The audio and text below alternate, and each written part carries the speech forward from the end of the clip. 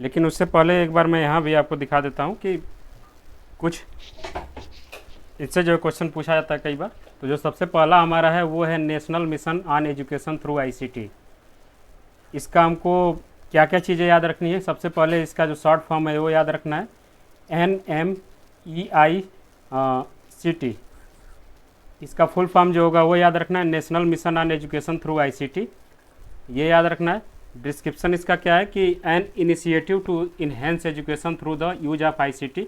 ICT के use से जो है एजुकेशन सिस्टम को इन्हेंस करने के लिए इसको लाया गया था। लॉन्चिंग डेट इसकी याद रखना है कि 2009 में इसको जो है शुरू किया गया था। फीचर इसके क्या क्या हैं? Provides internet connectivity to educational institutions, develop high quality digital content, distributes affordable access device like Aakash tablet. Significance इसका क्या है? Integrate technology into education, enhancing teaching and learning process. ये जो है इसके कुछ खास बात है। इसमें हमको सबसे ज़्यादा इंपॉर्टेंट ये है कि इसके पहले फुल फॉर्म को याद रखेंगे हम लोग, national mission on education through ICT. Description इसका ये है। लॉन्चिंग डेट इसका हम लोग अच्छे से याद रखेंगे। फीचर के बारे में थोड़ा सा ध्यान रखेंगे कि इसका क्या क्या वर्क जो है। कई बार क्या दिया गया कि which of the following work are not associated with national mission of education through ICT.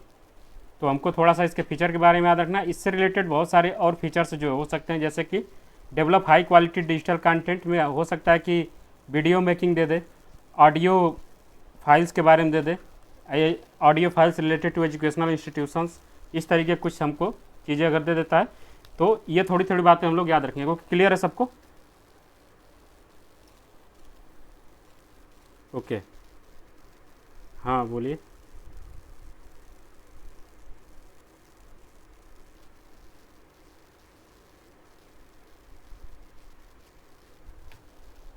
ठीक है, तो मैं भेज दूंगा इसको।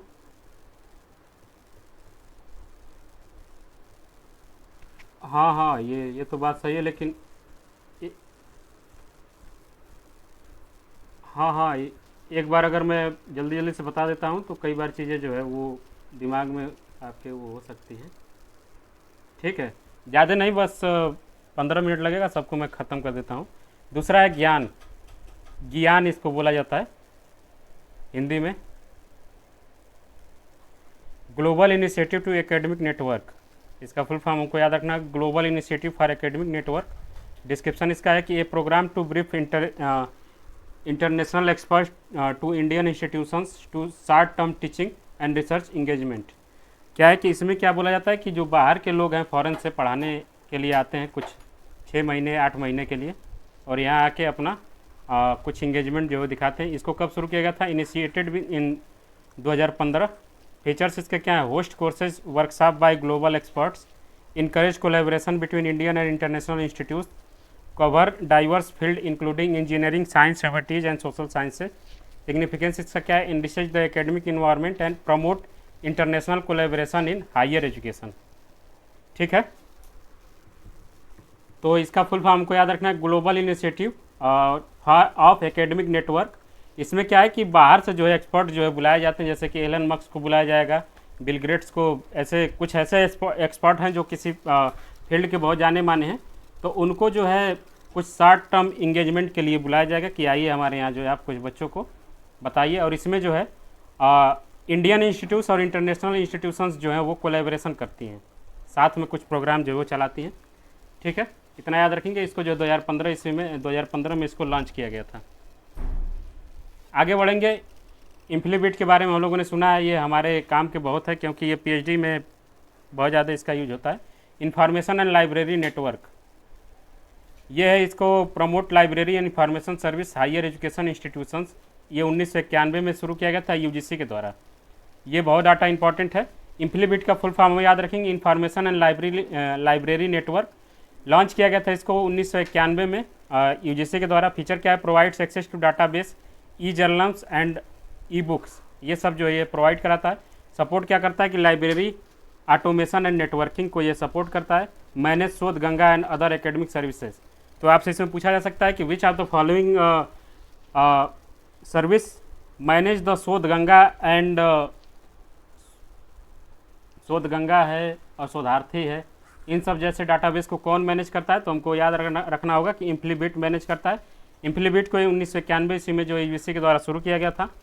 इसका सिग्निफिकेंस क्या है? Enhance resource sharing among libraries and improve access for scholarly content.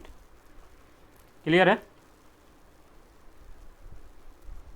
शोध गंगा का वर्क ये जो है वर्क पीएचडी रिसर्च या थीसिस राइटिंग में बहुत ज़्यादा होता है। ये है a repository of Indian electronic thesis and dissertations. यहाँ जो है हमारे पास इंडियन इलेक्ट्रॉनिक थीसिस, जितनी भी थीसिस राइटिंग होती हैं उसको जो है ई फॉर्मेट में कन्वर्ट करके, इलेक्ट्रिकल फॉर्मेट में कन्वर्ट करके यहाँ जो है रखा जाता है। कुछ डिजर्टेशन जो है जो जाने माने यूनिवर्सिटीज़ के हैं वो भी इसमें हमको देखने को मिल सकते हैं। लॉन्च किया गया था ये इम्प्लीबिट सेंटर के द्वारा, जैसा कि वहाँ लिखा गया था कि इम्प्लीबिट के द्वारा ये मैनेज किया जाता है। प्रोवाइड एक्सेस द ओवर इकाई दाई सैकड़ा हज़ार 10,000 lakh 2.5 lakh thesis and dissertations, facilitate submission and retrieval of research work, enhance visibility of Indian research globally. तो इसका काम जो है हमारे पास जो थीसिस राइटिंग वगैरह जो करते हैं वो यहाँ अपलोड किया जाता है और यहीं से जो है हम लोग इसको एक्सेस भी कर सकते हैं। किसी की भी थीसिस अगर देखनी है तो वो शोध गंगा पे हमको आसानी से मिल जाएगी।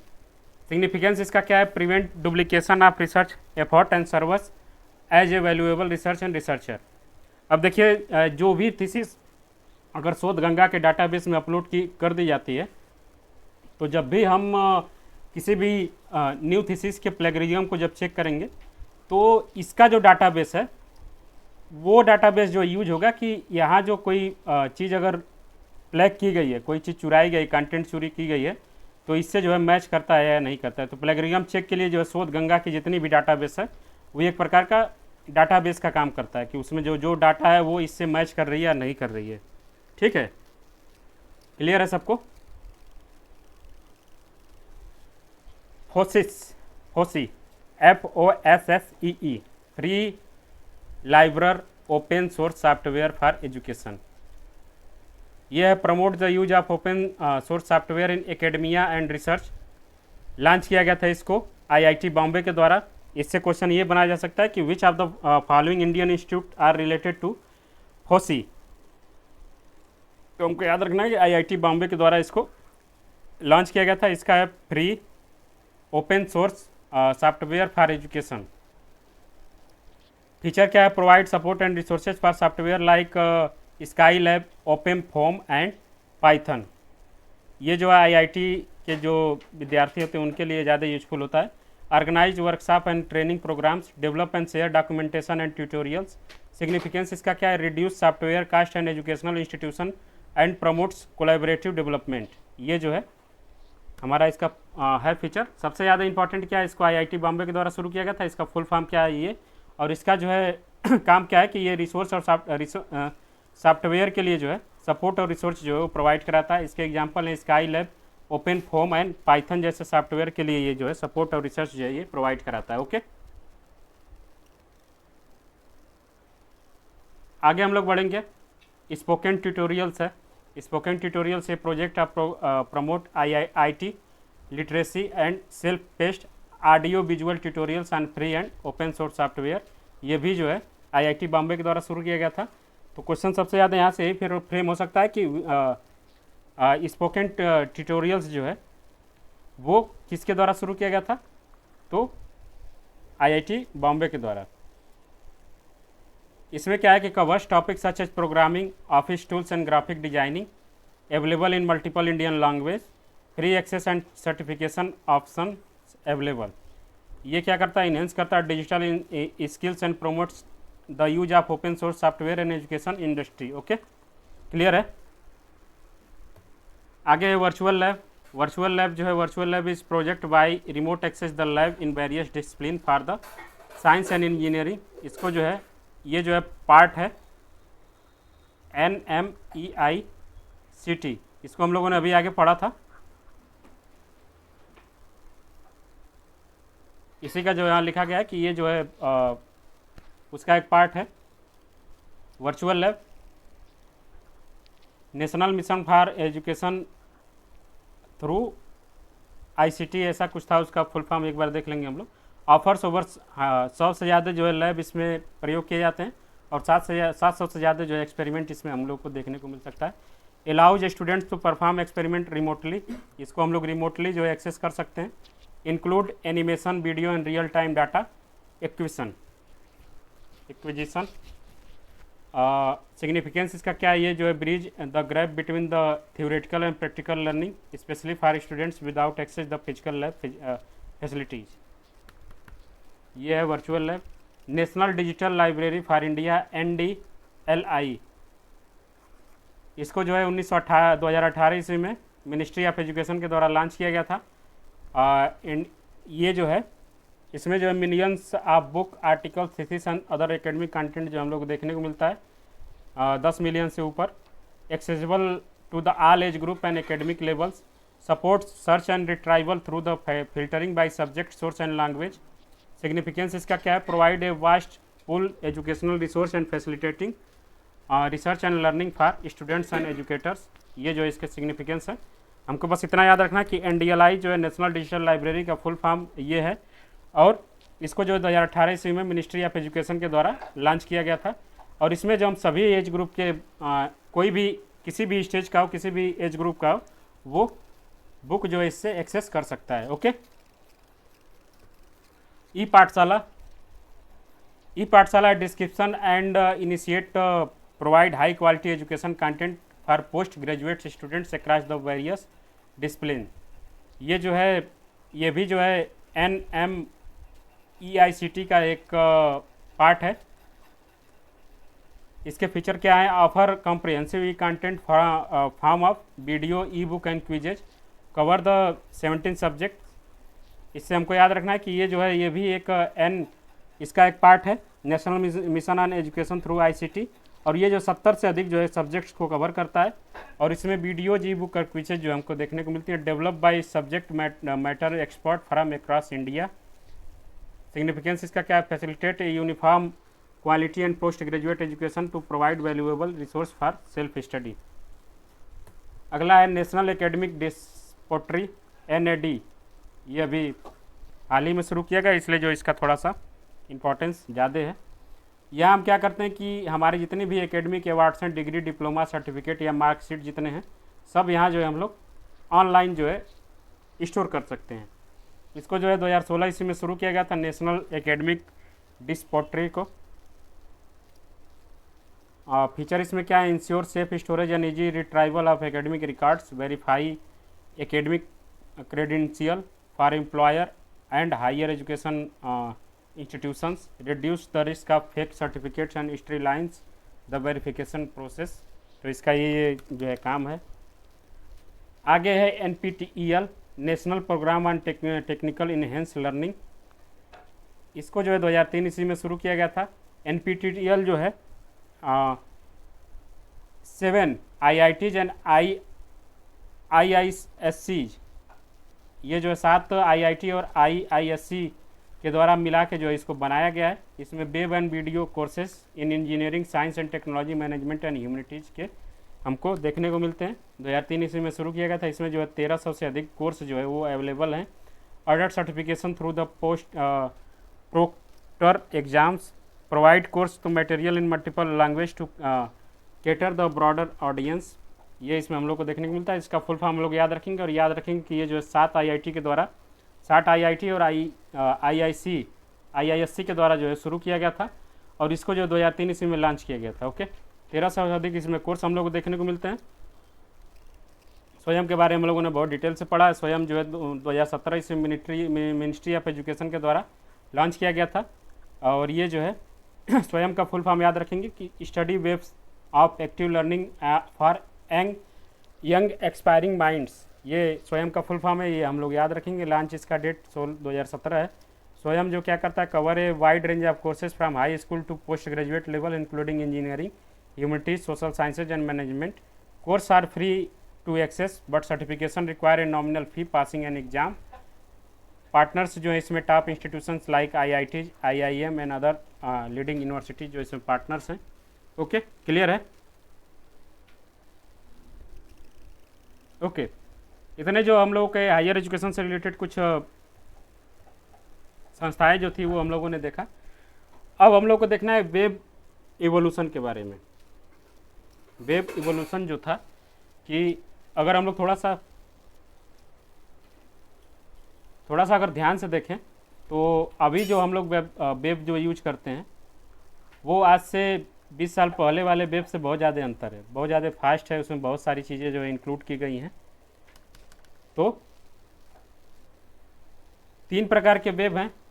पहला है वेब 1.0 जिसको हम लोग स्टैटिक वेब बोलते हैं। दूसरा है वेब 2.0 जिसको हम लोग सोशल वेब बोलते हैं। तीसरा है वेब 3.0 जिसको हम लोग semantic web and decentralised web बोलते हैं। ओके, सबके बीच में यहाँ जो हम लोग थोड़ा सा कंपैरिजन भी देखेंगे।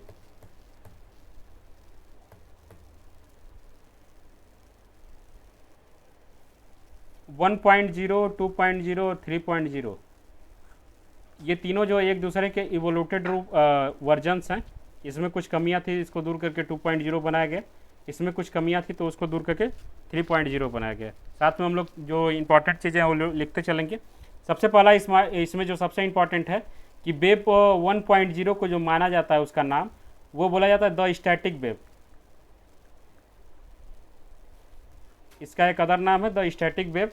इसका जो टाइम पीरियड है वो 1990 से लेके अर्ली 2000 के बीच में जो है हम लोगों को इसका टाइम पीरियड देखने को मिलता है। कैरेक्टरिस्टिक्स अगर देखें, static contents, web 1.0 website primarily consist static pages that were creating using HTML।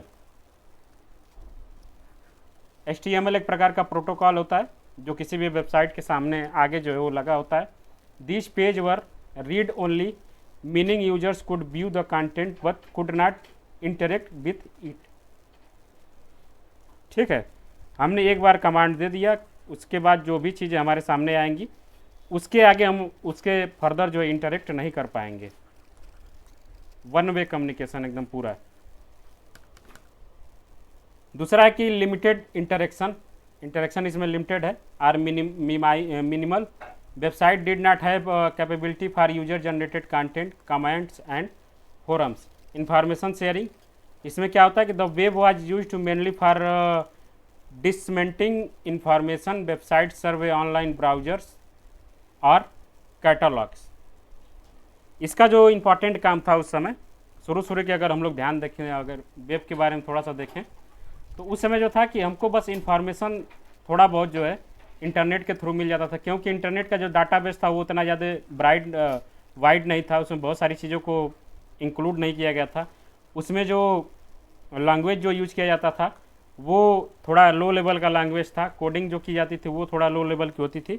तो इसलिए जो है वो बहुत मिनिमल जो है या बहुत कम मात्रा में जो हमको इन्फॉर्मेशन वो शेयर कर सकता था। ठीक है, टेक्नोलॉजी इसमें क्या की जाती थी, HTML और HTTP ये 2 प्रकार के प्रोटोकॉल हैं। And simple browser based interface, there were few tools for interactive and dynamic content delivery के लिए server to a user with little to no user involvement, website were not frequently updated. एक बार जो website बन जाती थी वो जो है जल्दी अपडेट नहीं किया जा सकता, क्योंकि उस समय वेबसाइट बनाना जो है बहुत कास्टली होता था और उसको बार बार अपडेट करने में बहुत ज़्यादा कास्ट जो है वो आती थी। इतना क्लियर है सबको?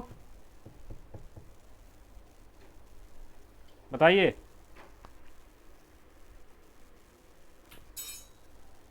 एग्जाम्पल इसके देखेंगे, early versions of Yahoo, AOL and other directory types of website. Google से पहले जब याहू जो चलता था तब ये जो है वेब 1.0 का वो टाइम पीरियड था। Personal home page hosted on service like Jio sites. बहुत से लोग इसमें पर्सनल होम पेज बनाते थे। होम पेज का मतलब है कि उनकी कुछ ऐसी जानकारी जो थी जिसको वो वहाँ इकट्ठा कर सकते थे और उसको अगर दूसरे से शेयर करना चाहते थे उसको जो है वेबसाइट के थ्रू किसी के साथ शेयर कर सकते थे। फैक्चुअल डाटा जो है देखें थोड़ा सा, तो नंबर ऑफ वेबसाइट जो है 1993 में जो है केवल 130 वेबसाइट्स थी पूरे इंटरनेट पे। लेकिन 2000 के आसपास अगर देखें, 2000 के आसपास जब वेब 1.0 ईरा जो है समाप्त होता है तो उस समय लगभग 1 मिलियन से अधिक जो वेबसाइट हम लोग को देखने को मिल सकती हैं। यानी कि 1993 से लेके 2000 के बीच में कितना ज़्यादा इन्हेंसमेंट हुआ है वेबसाइट्स के बीच में हम लोग देख सकते हैं। इंटरनेट यूजर जो है फ्राम 16 मिलियन यूजर 1995 में जो 16 मिलियन यूजर थे वो चले जाते हैं 2000 के आसपास 361 मिलियन। ओके, अब वेब 2.0 को देखेंगे। अर्ली 2000 से प्रेजेंट अभी तक जो है ये वेब 2.0 जो है वो चल रहा है, जिसको हम लोग सोशल वेब के नाम से जानते हैं, द सोशल वेब। इसमें डायनेमिक कंटेंट है। Web 2.0 brought interactive and dynamic website. Dynamic का मतलब है कि एक तरफ से हम डाटा भेज रहे हैं, उधर से जो है डाटा आ रहा है, फिर डाटा भेज रहे हैं, तुरंत जो है डाटा आ रहा है, ये डायनेमिक प्रोसेस है। इंटरेक्टिव का मतलब है कि आपस में एक दूसरे हम और इंटरनेट जो है आपस में इंटरेक्ट जो अच्छे से कर सकते हैं। Where user could contribute content, user generated content, platform allowed to user to create and share interacts with content. This include blog, social media and wikis. जो हम लोग ब्लॉगिंग वगैरह जो करते हैं, जो सोशल मीडिया पे हम लोग अपना कंटेंट जो है क्रिएट करके शेयर करते हैं, वो क्या है, the social web. The social web का यही मतलब है कि अगर 2000 के ऑनवर्ड अगर देखें तो हमारी जो सोशल वेबसाइट जो है, जैसे कि अगर ध्यान से अगर हम लोग सर्च करेंगे तो व्हाट्सअप, टेलीग्राम तो बाद में आया, यूट्यूब और इंस्टाग्राम, फेसबुक, ये सब जो है इसी इरा के जो है वेबसाइट्स एंड एप्स जो है वो हैं। Social networking, in significant growth of social networking like Facebook, Twitter and LinkedIn. Rich user experiences, improve aesthetic and usability by technology like Ajax, JavaScript and CSS, enabling more interactive and responsive page पे। ये एक प्रकार का जो है coding languages हैं। इसमें coding language के बारे में तो नहीं दिया है, लेकिन अभी हम लोग देखेंगे आगे अगर आता है तो।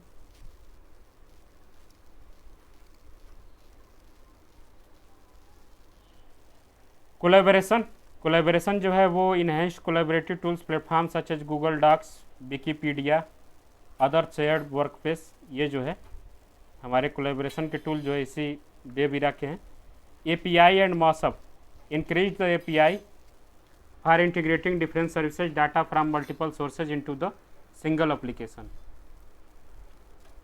मैसअप का मतलब होता है कि मैसअप का मतलब है कि अगर हम किसी एक कंटेंट को खोज रहे हैं तो यहाँ जो हमारे पास जो रिजल्ट आएगा वो बहुत सारे मल्टीपल सोर्सेज से आएगा। जैसे कि एक मैसअप सॉन्ग जो होता है, हम लोगों ने सुना होगा, उसमें क्या है कि सॉन्ग तो एक ही होता है, लेकिन उसमें बहुत सारे सॉन्ग के जो है कंटेंट हम लोग को देखने को मिलते हैं। तो उसी प्रकार से यहाँ हम लोग देख सकते हैं। ओके, एपीआई का अगर देखा जाए फुल फॉर्म तो एक मिनट,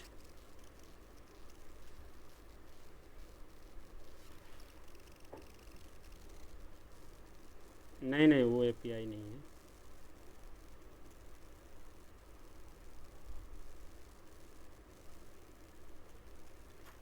एपीआई का फुल फॉर्म होता है application programming interface. Application programming interface, इसका मतलब होता है कि the word application refers to any software with distinct function. Interface can be through as a contract of service between two applications. This contract defined how to communicative each others and using request and response.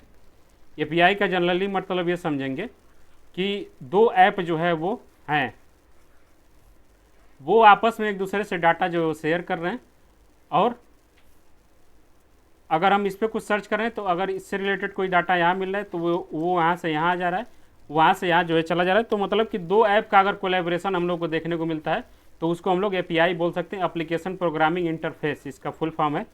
Clear है? Example अभी फ़िलहाल में अगर देखा जाए तो अगर हम लोग इंस्टाग्राम चलाते हैं तो उसमें जो है हम लोग देख रहे हैं कि बहुत सारी जानकारी जो है हमारे फेसबुक से जो भी हम लोग को देखने को मिल जा रही है। तो ये क्या है, एक प्रकार के कोलैबोरेटिव ऐप्स हो गए हैं।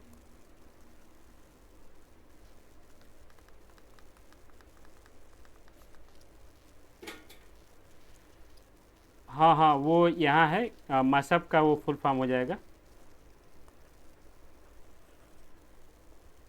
एग्जाम्पल इसके कौन से हैं? Social media, Facebook, Twitter and Instagram, video sharing sites, YouTube, blogging platform, WordPress and bloggers, collaborative projects, Wikipedia जो है वो इसके एग्जाम्पल होंगे। Number of website, 1 billion website in 2016 ईस्वी में है। इंटरनेट यूजर जो है 361 2000 में जो थे, 4 बिलियन जो है 2019 में हो जाते हैं। देख रहे हैं कितना ज़्यादा इंक्रीजमेंट हम लोग को देखने को मिला। सोशल मीडिया यूजेज जो है 2021 में 3.6 बिलियन था यूजेज। ये क्लियर है सबको? ओके। आगे जो है वेब 3.0 है।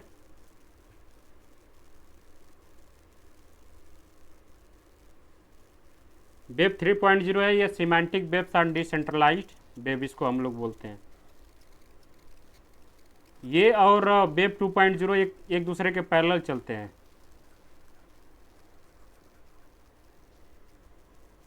इसका टाइम पीरियड देख रहे हैं कि emerging from late 2000s onward, 2000 के बाद जो ये शुरू होता है। सिमेंटिक अंडरस्टैंडिंग का मतलब है कि web 3.0 focus on semantic. Semantic का मतलब है सांकेतिक होता है शायद।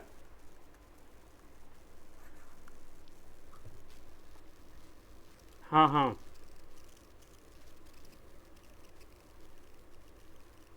ये क्या है कि which aim to understand interpreted data constitutionally and meaningfully.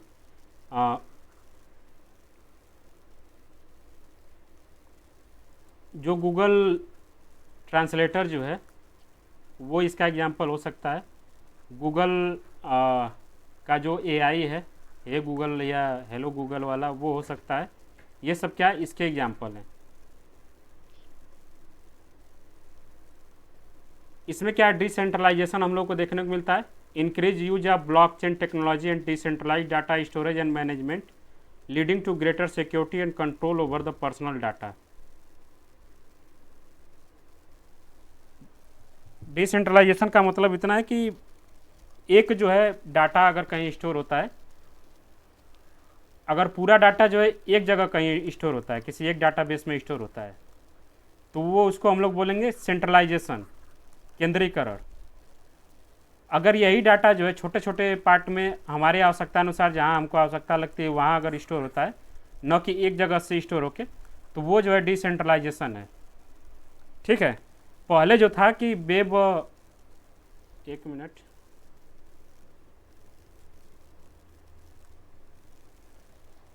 Web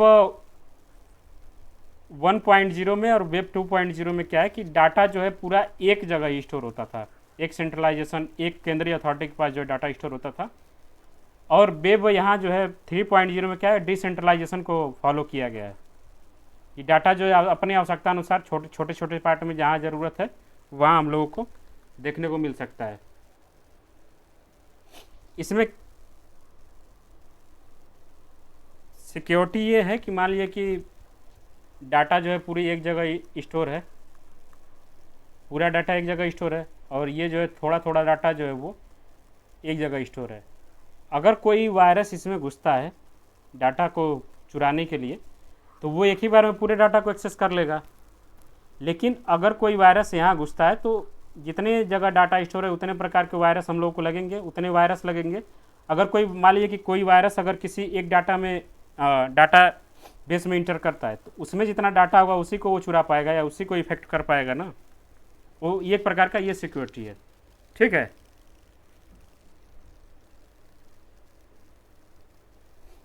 इसमें जो है हम लोग को एआई, आर्टिफिशियल इंटेलिजेंस और मशीन लर्निंग जो है वो देखने को मिलता है।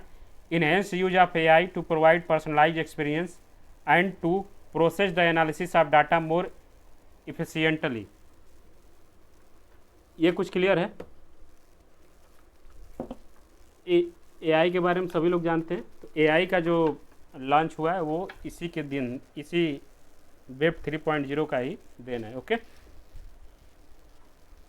इंट्रोपैराबिलिटी and connectivity, improve data connectivity and interoperability across different platforms and devices.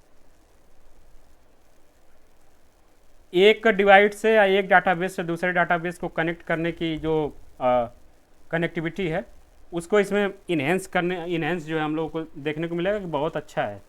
बस इतना हमको ये समझेंगे। 3D graphics and virtual reality, VR जो है, VR वर्चुअल रियलिटी के बारे में सभी लोग जानते हैं वो, और 3D ग्राफिक्स जो है, होलोग्राम ग्राफिक्स वगैरह जो है, 3D ग्राफिक्स या 3D प्रिंटिंग वगैरह जो है, वो सब वेब 3.0 की देन है। ओके, एग्जाम्पल इसका क्या है? Decentralization application, D apps, platform like Ethereum, ये एक डिसेंट्रलाइजेशन ऐप है। डाटा ऐप्स हैं, जैसे मान लीजिए कि आप इसमें एक बहुत बड़े फाइल को अपलोड किए 10 या 200 GB का, इस ऐप में जो है क्या होगा कि ये डिसेंट्रलाइज कर देगा उसको, छोटे छोटे फाइल्स में जो इसको तोड़ देगा, आप उसको फिर एक जगह से दूसरी जगह जो है आप कन्वर्ट कर सकते हैं। AI driven services and virtual assistant, Siri, Alexa या हे गूगल, ये सब जो है वो वेब 3.0 के हैं। Semantic web and technology enabling more meaningful searches and data interaction, जैसे कि एक है गूगल सर्च करके, एक है कि अगर किसी चीज़ का फ़ोटो हम लोग अपलोड कर देते हैं तो सेम एग्जैक्ट वही चीज़ें अगर गूगल पे अवेलेबल हैं तो वो तुरंत जो है आ जाती हैं। तो एक प्रकार का सेमांटिक वेब या टेक्नोलॉजी है, हमारे डाटा इंटरेक्शन और सर्चेज को जो है और ज़्यादा मीनिंगफुल और इंटरेस्टिंग जो है बनाने के लिए। Virtual world and environment, second life and VR chart, ये जो हमारी इस समय वर्चुअल रियलिटी जो VR वगैरह जो चल रहे हैं उन सब के बारे में बात करें कि वो भी जो है वेब 3.0 की देन है। कुछ फैक्चुअल डाटा अगर इसको देखें, crypto currency market cap, the total market cap crypto currency है की कंपोनेंट ऑफ वेब 3.0, 1 ट्रिलियन जो है 2021 में था। क्रिप्टो करेंसी के बारे में बात की जा रही है। AI इंटीग्रेशन जो है 2020 में 37% organisation had implemented AI in some form. लगभग जितने भी ऑर्गेनाइजेशन हैं या जितने भी प्रोडक्ट हम लोग यूज करते हैं, लगभग 2020 तक उनके 37% हिस्से में AI का यूज जो है वो किया जा चुका है। IoT, इंटरनेट ऑफ थिंग्स इसको बोलते हैं। इंटरनेट ऑफ थिंग्स इसको बोला जाता है। ये क्या है कि the number of IoT device projected in reach 1775 billion by 2025, driven by 3.0। Web 3.0 में इंटरनेट ऑफ थिंग्स जो है ये बहुत अच्छे से यूज किया जाता है। ठीक है,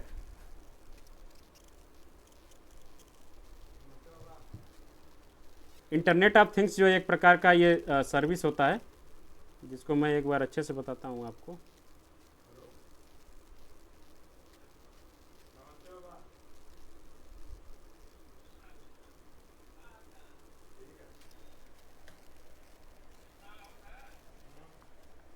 इंटरनेट ऑफ थिंग्स का मतलब यह है कि यहाँ दिया है कि the collective network of connected device and the technology that facilitate communication between device and cloud as well as between the device and them self, इसको IoT बोलते हैं।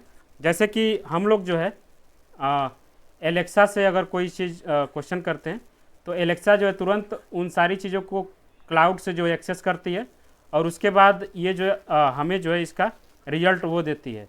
तो ये पूरा सर्विस जो है एक प्रकार का इंटरनेट ऑफ थिंग्स है।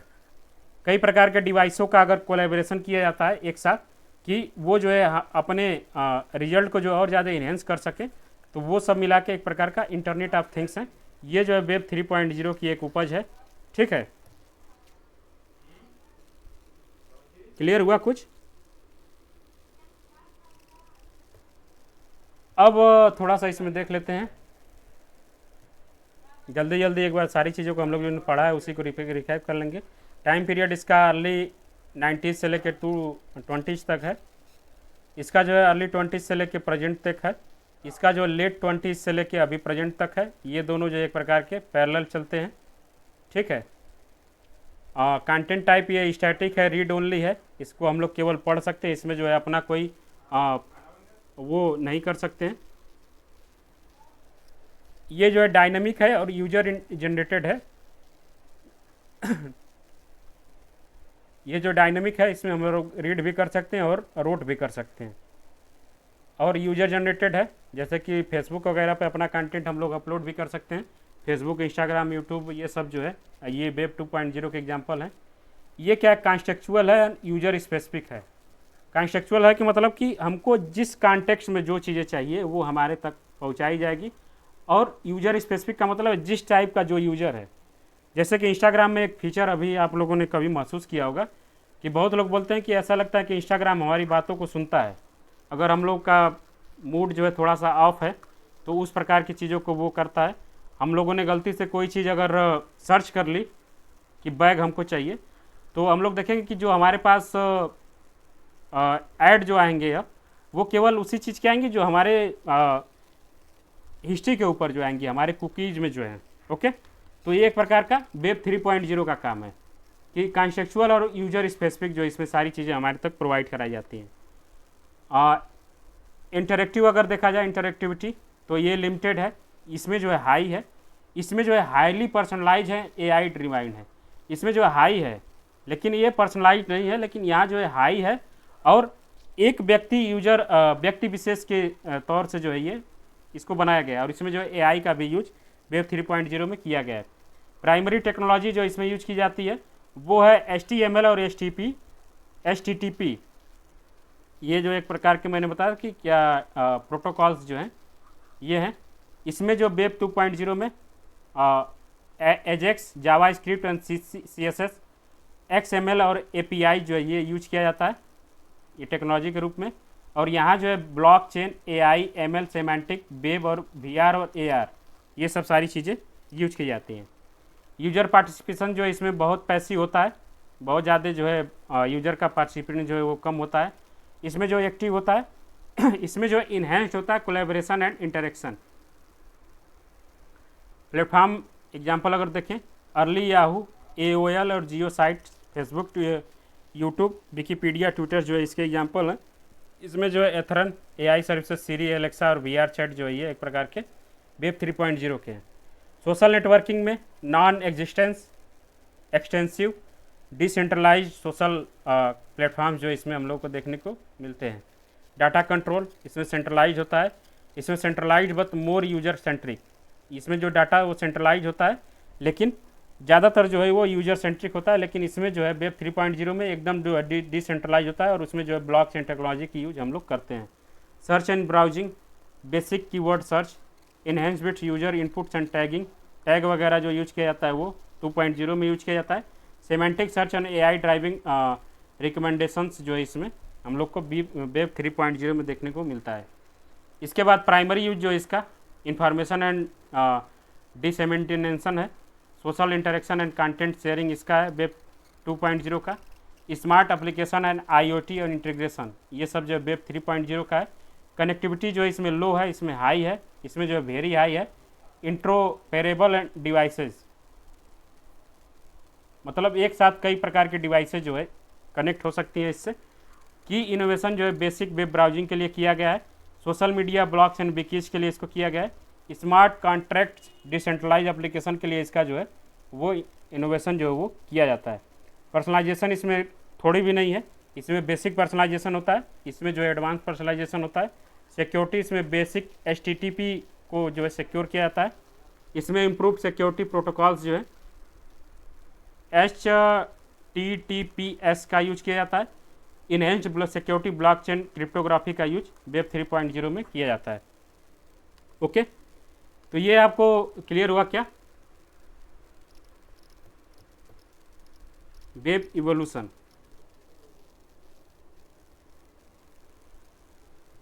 ओके, तो इतनी चीज़ें हम लोगों ने देखी।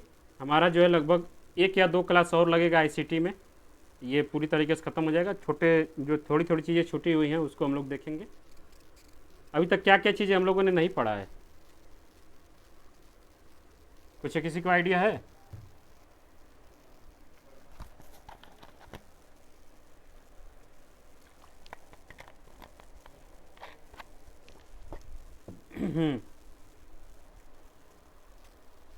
कौन सा कन्वर्जन?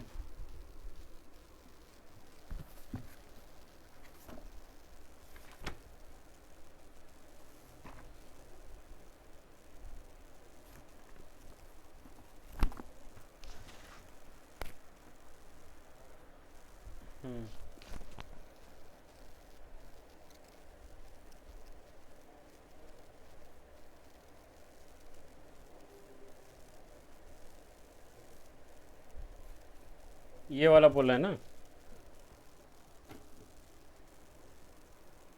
ये जो है बहुत सिंपल है, हमको बस इतना याद रखना है कि सबसे पहले बीट,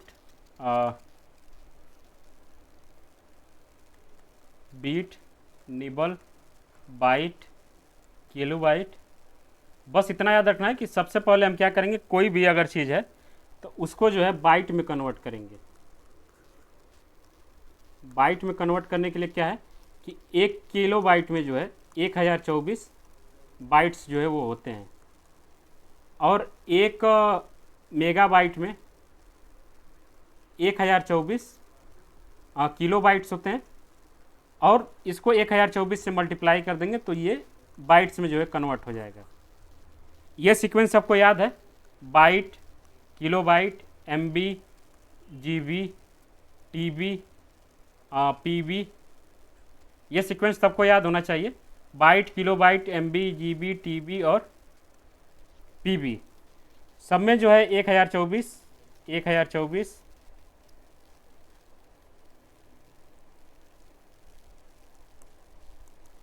1024, 1024, 1024। ठीक है। अब अगर जो है हमको मान लिया कि MB से जो है बाइट्स में जाना है, MB से जो है बाइट में जाना है, तो इसके सामने का छोड़ देंगे हम, और इसके ऊपर जितने भी 1024 हैं गुणा कर देंगे, 1024 मल्टीप्लाई बाई 1024। अगर मान लिया हमको PB से जो है बाइट्स में जाना है, तो जितने भी 1024 हैं इसके ऊपर उसको हम लोग मल्टीप्लाई कर देंगे, यानी कि 1024 के पावर 5 है। हाँ, मैंने क्या बोला कि सारे को जो है एक सीक्वेंस में लिख लेंगे, अगर हमको थोड़ा भी डाउट हो रहा है तो byte, kilo byte, mega byte, mega byte के बाद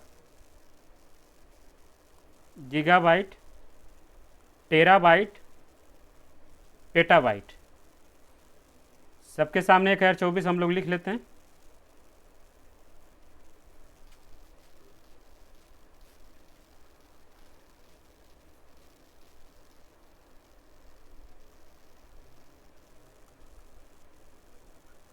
ठीक है, ठीक है, ये समझ में आया क्या कि अगर हमको मान लिए कि GB से जो है बाइट में कन्वर्ट करना है, तो सबसे पहले जो है हमको बाइट में कन्वर्ट करना पड़ेगा।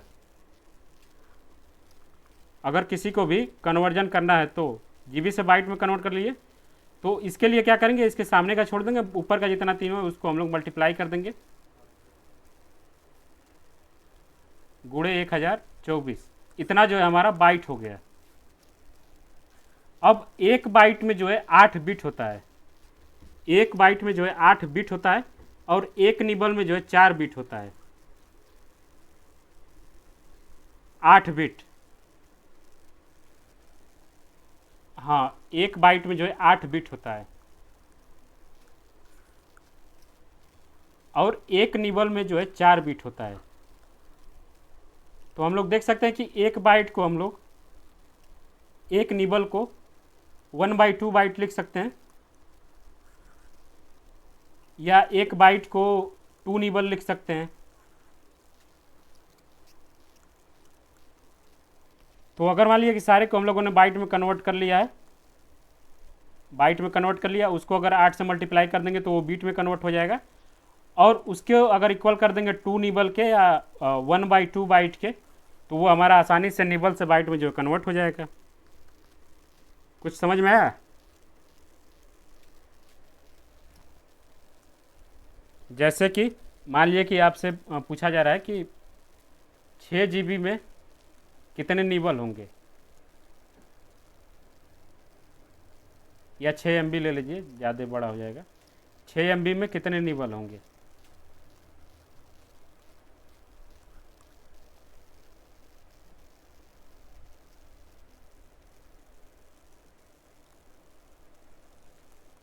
सबसे पहले 1024 से 1024 करेंगे, ये हो जाएगा बाइट। इसमें 8 से मल्टीप्लाई करेंगे तो ये बीट हो जाएगा।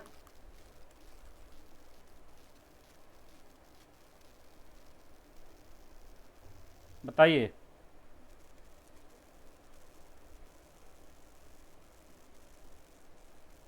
हाँ,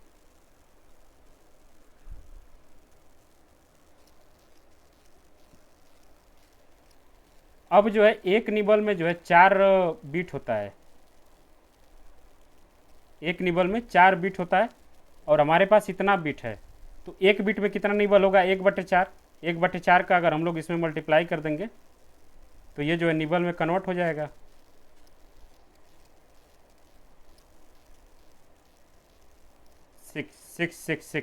6 MB है, यहाँ 6 MB है। सारे को कट करेंगे तो हमारा जो आंसर आएगा वो हो जाएगा हमारा निबल में कन्वर्ट। ठीक है, तो आज की क्लास में हम लोग इतना ही रहने थे। कल देखेंगे हम कि कौन कौन सी चीज़ें जो है छूट रही हैं, तो उसको जो मैं एक बार जो है कल और परसों क्लास में उन सारी चीज़ों को देखेंगे। तब तक क्या करेंगे कि दिसंबर के जितने भी पेपर भेजे गए हैं ग्रुप में, सबके एक बार आईसीटी के क्वेश्चन आप देख लेंगे और देखेंगे कौन कौन से ऐसे टाइप्स हैं या कौन कौन से ऐसे टाइप्स हैं क्वेश्चंस के जो हमने अभी तक नहीं पढ़ा है, तो उससे जो हमको आसानी होगी थोड़ा सा। कल जो है हम लोग क्या करेंगे, कल के लिए जो है अभी पेपर वगैरह सॉल्व नहीं करेंगे हम लोग। कल थोड़ा हमारा वाइवा है तो सुबह क्लास हो नहीं पाएगी, शाम को जो है क्लास होगी। शाम के क्लास के लिए हम लोग क्या करेंगे कि जो होमवर्क है आपका, वो दिसंबर के जितने भी पेपर ग्रुप में हैं, लगभग कितने 6 से लेकर 19 तक के पेपर होंगे, लगभग 15 या 16 पेपर होंगे। सबके जो है आईसीटी के क्वेश्चन हम लोग देख लेंगे एक बार। आईसीटी के क्वेश्चन कहाँ मिलेंगे आपको, लगभग हमको हमारे हिसाब से 31 से 35 के बीच में शायद मिलने चाहिए।